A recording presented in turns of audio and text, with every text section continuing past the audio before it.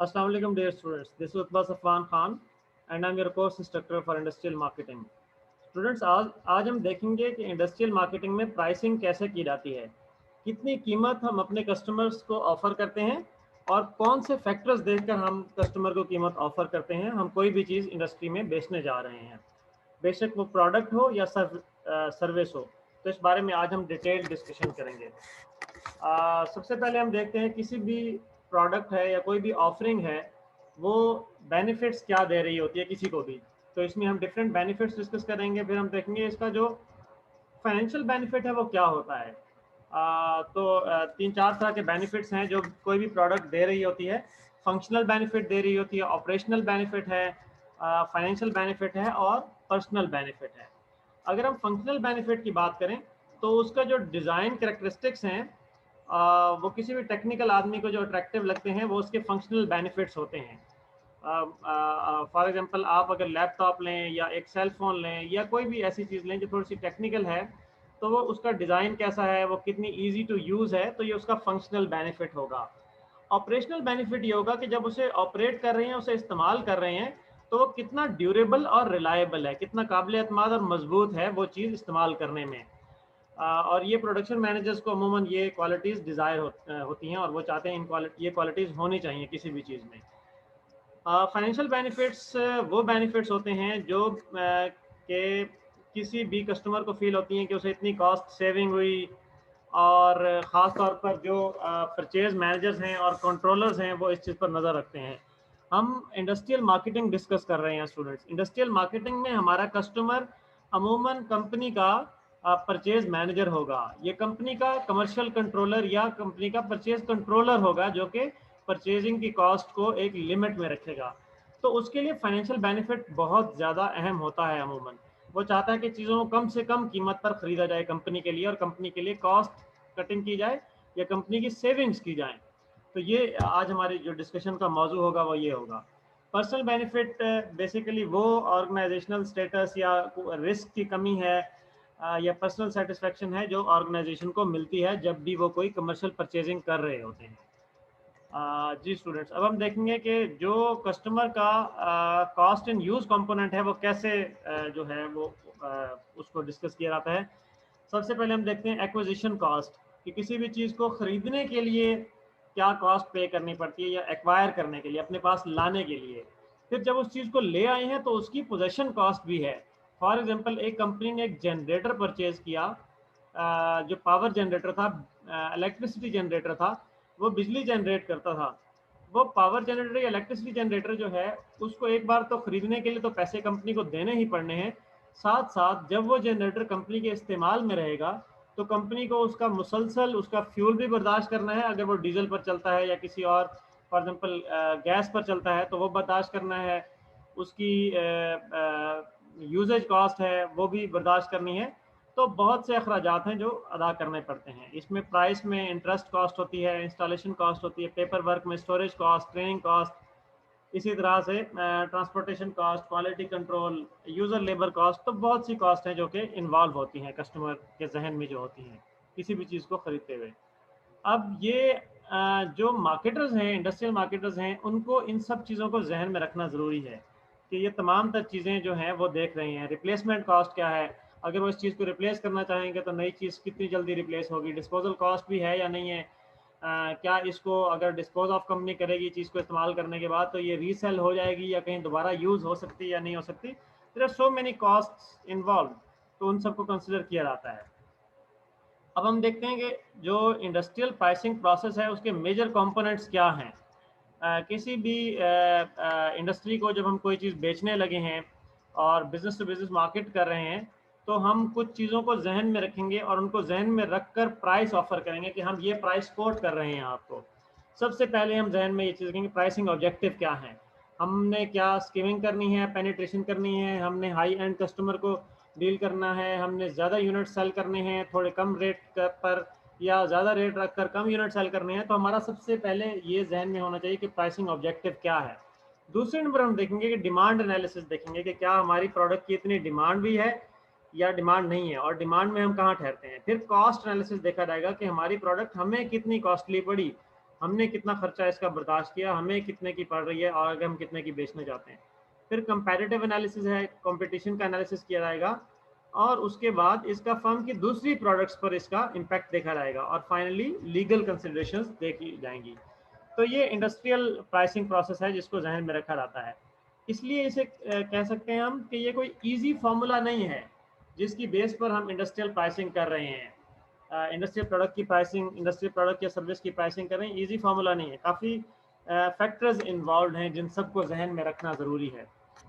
और decision of course ये multi dimensional है, बहुत सी डायमेंशंस को देखना है जैसे मैंने अभी कहा, और बहुत से वेरिएबल्स जो हैं वो इम्पोर्टेंस रखते हैं। ये 5-7 वेरिएबल्स आपके सामने हैं।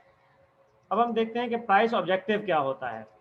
प्राइस ऑब्जेक्टिव बेसिकली मार्केटिंग और ओवरऑल कॉर्पोरेट ऑब्जेक्टिव से अलाइंड होना चाहिए और उनके साथ कंपैटिबल होना चाहिए। For example overall corporate objective ये है कि कंपनी चाहती है कि हम मार्केट में लीडरशिप ले लें। अब मार्केट लीडरशिप कैसे आएगी? क्या आप हाई एंड प्राइसेस कोट करके मार्केट लीडरशिप ले सकते हैं या कम प्राइसेस रखकर और अपने ज़्यादा से ज़्यादा यूनिट सेल करके मार्केट में लीडरशिप ले सकते हैं? अब ये ओवरऑल कॉर्पोरेट ऑब्जेक्टिव है, कंपनी का ऑब्जेक्टिव है कि हमने मार्केट लीडरशिप लेनी है। तो प्राइसिंग अपना ऑब्जेक्टिव कॉर्पोरेट ऑब्जेक्टिव से और मार्केटिंग ऑब्जेक्टिव से ले रही होती है। दूसरा जो इम्पोर्टेंट फैक्टर होता है वो ये होता है कि मार्केटर्स बेसिक प्रिंसिपल ऑब्जेक्टिव से स्टार्ट करते हैं और फिर उसके बाद प्राइसिंग गोल साथ साथ ऐड करते जाते हैं और फिर उसके बाद एक target return on investment achieve करना पड़ता है कि हमारी इतनी इन्वेस्टमेंट थी, उस पर इतना रिटर्न आया हमें, और उसके बाद मार्केट शेयर का गोल है उसे अचीव करना है या फिर कंपटीशन को मुकाबला देना है या उसका सामना करना है। तो ये हमारे ऑब्जेक्टिव हो सकते हैं प्राइसिंग के। ओके, अब हम देखते हैं कि जो दो प्रोडक्ट ऑफरिंग्स हैं उनकी परसीव्ड वैल्यू किस तरह से कंपेयर की जाती है या रिलेटिव कैसे होती है। एक कंपनी को दो जनरेटर्स वालों ने ऑफर की कि हम आपको जनरेटर बेचेंगे। अब कंपनी ने देखना है कि उनमें से कंपनी जो है वो ए का जनरेटर ले या कंपनी बी का जनरेटर ले। तो अब सबसे पहले चीज़ देखी जाती है कि परसीव्ड वैल्यू जो है ऑफरिंग ए ऑफरिंग बी का जो कंपैरिजन बनेगा उसमें सबसे पहले जो इन दोनों का इन डिफरेंस है उसका प्राइस प्रीमियम ऐड किया जाएगा कि अगर हम दोनों चीज़ों के बारे में इन डिफरेंट हो, हम कहें ये ले लें या वो ले लें कोई फ़र्क नहीं पड़ता, तो उसका प्राइस प्रीमियम कितना है वो आ जाएगा और वो इक्वल होगा पहला जो एट्रीब्यूट है उसकी वैल्यू कितनी है। फॉर एग्जांपल एक जनरेटर सस्ता है लेकिन डीजल ज़्यादा खाता है, दूसरा जनरेटर महंगा है लेकिन डीजल कम खाता है।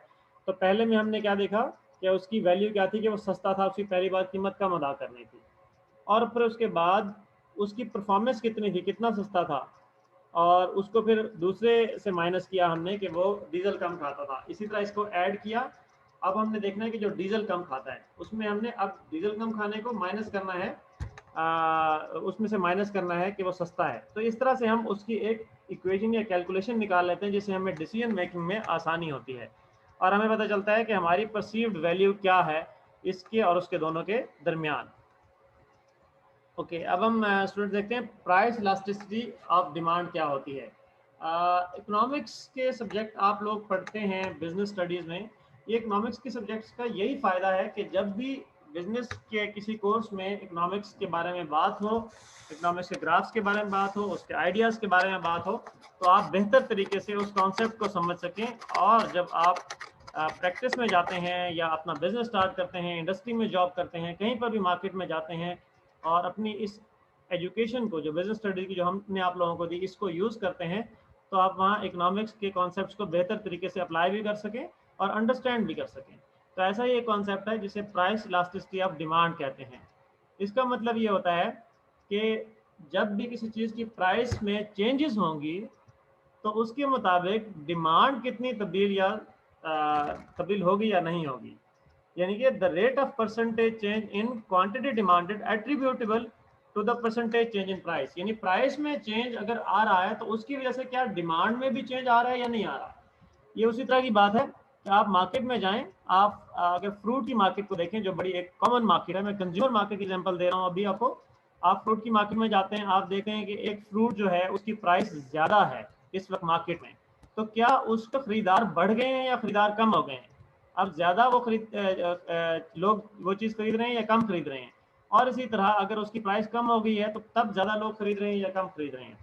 अब ये डिफरेंट चीज़ों के लिए डिफरेंट होती है, डिफरेंट कैटेगरीज, चीज़ों की कैटेगरीज के लिए डिफरेंट होती है। फॉर एग्जाम्पल अगर आप देखें कि जो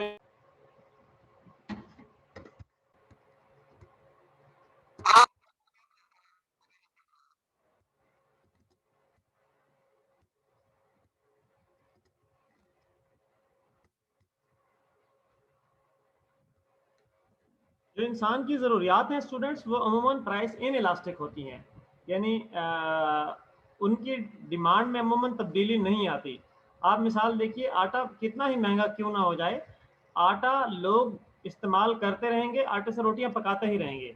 इसका मतलब है कि the demand of floor is in elastic towards changes in price, यानी उसकी डिमांड में तब्दीली नहीं आएगी, बेशक प्राइस ज़्यादा ही क्यों ना हो जाए। लोग सड़कों पर आ जाएंगे, हंगामे ज़रूर शुरू हो सकते हैं, लेकिन उसकी डिमांड में कमी नहीं आ सकती। लेकिन उसकी कंपैरिजन में अगर हम देखें कोई ऐसी चीज़ है जो नेसेसिटी नहीं है या लग्जरी की तरफ आती है, या एटलीस्ट लग्जरी ना हो तो चॉइस की तरफ आती है कि हम यूज़ कर भी सकते हैं और नहीं भी कर सकते, तो उस सूरत में उसकी जो है इलास्टिक डिमांड होगी कि अगर प्राइस में तब्दीली आई है तो डिमांड इलास्टिक हो जाएगी, कभी डिमांड कम हो जाएगी, कभी डिमांड ज़्यादा हो जाएगी। यानी चीज़ महंगी हुई है तो लोग खरीदना कम कर देंगे, चीज़ सस्ती हुई है तो लोग खरीदना ज़्यादा कर देंगे। तो इसे प्राइस इलास्टिसिटी ऑफ डिमांड कहते हैं। अब हम देखते हैं कि फैक्टर्स कौन कौन से हैं जो प्राइस इलास्टिसिटी के लिए होते हैं। सबसे इसमें इंपॉर्टेंट फैक्टर जो है वो ये कितनी आसानी से कस्टमर कंपेयर कर सकता है अल्टरनेटिव्स को। अब एक कस्टमर ने आम खरीदना है और अगर उस कस्टमर को आम महंगा मिल रहा है तो वो कस्टमर कंपेयर करेगा, मैं आम नहीं खरीदूंगा, मैं कुछ और फ्रूट खरीद लूंगा, या फॉर दैट मैटर मैं फ्रूट नहीं खरीदूंगा, आज मैं फ्रूट नहीं खाऊंगा। तो इट मीन्स कि ये एक इंपॉर्टेंट फैक्टर है कि जितनी आसानी से वो कंपेयर कर सकता है उनके अल्टरनेटिव्स को, तो वो प्राइस इलास्टिक होती है। अगर सॉरी डिमांड इलास्टिक होती है प्राइस में चेंजेस की वजह से। अगर कस्टमर आटा नहीं मिलता कस्टमर को, और कस्टमर देखते हैं यार मुझे आटा नहीं मिल रहा, अब मैं क्या करूंगा, what will I cook at home, तो वो उसके लिए वो परेशानी है और आसानी से या ईज से वो कंपेयर नहीं कर सकता अल्टरनेटिव्स को, तो फिर तो बहुत डिमांड जो है वो इनइलास्टिक होगी, प्राइस जितनी भी ज़्यादा हो जाए कस्टमर कहेगा नहीं मुझे तो आटा खरीदना ही खरीदना है। ओके, दूसरा जो इम्पोर्टेंट फैक्टर है वो है कि जो कि कॉस्ट स्ट्रक्चर में प्रोडक्ट की इम्पोर्टेंस कितनी है, और वैल्यू जो है वो प्रोडक्ट रिप्रेजेंट करती है किसी भी कस्टमर को। तो ये प्राइस इलास्टिसिटी डिमांड के कुछ जो है वो फैक्टर्स थे। अब हम देखते हैं कि टारगेट कॉस्टिंग कैसे की जाती है। टारगेट कॉस्टिंग में स्टूडेंट्स तीन चीज़ें इंपॉर्टेंट हैं। सबसे पहले है मार्केट ड्रिवन कॉस्टिंग, कि मार्केट की बेस पर कैसे कॉस्टिंग होती है। उसके बाद जी जो टारगेट कॉस्टिंग है, और तीसरा है component level target costing. Product level target costing है सेकंड, और थर्ड है कंपोनेंट लेवल टारगेट कॉस्टिंग। अब मार्केट ड्रिवन जो कॉस्टिंग है वो ये है कि मार्केट कंडीशंस से हम टारगेट सेलिंग प्राइस तय करते हैं और टारगेट प्रॉफिट मार्जिन तय करते हैं। जबकि जो प्रोडक्ट लेवल टारगेट कॉस्टिंग है उसमें हम स्ट्रेटेजिक कॉस्ट रिडक्शन चैलेंज करते हैं, फिर प्रोडक्शन लेवल टारगेट कॉस्ट करते हैं। इसी तरह कंपोनेंट लेवल टारगेट कॉस्टिंग में हम जो हमारा फंक्शन लेवल टारगेट कॉस्ट है उसको देखते हैं, फिर कंपोनेंट लेवल टारगेट कॉस्ट को, फिर सप्लायर्स को देखते हैं। तो इस तरह से ये टारगेट कॉस्ट जो है वो देखी जाती है। ओके, अब हम देखते हैं जो कॉस्ट क्लासिफिकेशन सिस्टम के गोल्स हैं वो क्या हैं। सबसे पहले ये होता है कि कॉस्ट डाटा को क्लासिफाई करें फिक्स्ड और वेरिएबल कंपोनेंट्स में। हमारी जो कॉस्ट है जिस पर हम अपने जनरेटर्स को बना रहे हैं उसमें फिक्स्ड कॉस्ट कितनी है और वेरिएबल कॉस्ट कितनी है उसको क्लासिफाई करें। और दूसरी बात यह है कि उनको लिंक करें कि कौन सी एक्टिविटी उनको कॉज कर रही है। फॉर एग्जांपल अगर वेरिएबल कॉस्ट ज़्यादा आ रही है तो शायद हमारा बिजली का इस्तेमाल ज़्यादा है, या हमारे जो लेबर कॉस्ट है वो ज़्यादा है जिसकी वजह से हमारी वेरिएबल कॉस्ट ज़्यादा आ रही है।